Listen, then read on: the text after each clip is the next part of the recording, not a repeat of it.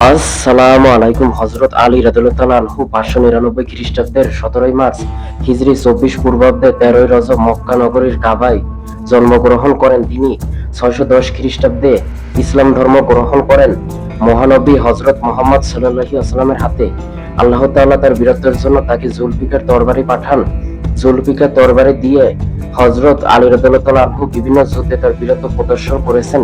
এই তরবারি দিয়ে তিনি তার শত্রুদের ক্ষত বিক্ষত করেন। বিভিন্ন যুদ্ধে আল্লাহ তাআলা তার বীরত্বের জন্য তাকে আল্লাহ তাআলা সিংহ নামে ভূষিত করেন। একবার নবীজি সাল্লাল্লাহু আলাইহি ওয়াসাল্লাম তার সাহাবীদের কুয়া হতে পানি আনার দায়িত্ব দিলেন।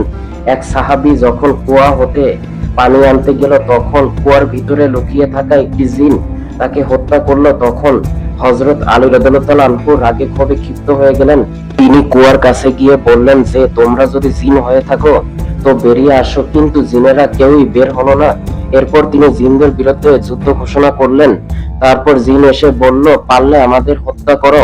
তখন হযরত আলী রাদিয়াল্লাহু আনহু রাগে ক্ষোভে তার জুলফিকার তরবারি বের করলেন। মহানবী হযরত মুহাম্মদ সাল্লাল্লাহু আলাইহি ওয়াসাল্লাম তাকে কুয়ার কাছে যেতে নিষেধ করলেন, কিন্তু তিনি নিষেধ না শুনে কুয়ার কাছে চলে গেলেন। তিনি তার জুলফিকার তরবারি বের করলেন ও একে একে জিনদের হত্যা করতে শুরু করলেন।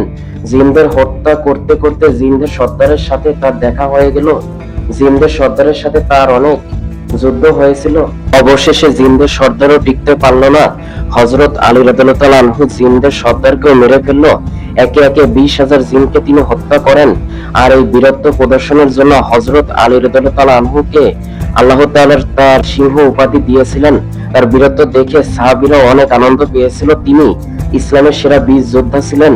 তার এই জুলফিকার তরবারির সামনে কেউই টিকতে পারত না। হযরত আলী রাদিয়াল্লাহু আনহু জীবনে প্রায় 500টি যুদ্ধে অংশগ্রহণ করেন এবং তার বীরত্ব প্রদর্শন করেন। তিনি এত বীর হওয়ার পাশাপাশি নবীজির জামাতা ছিলেন।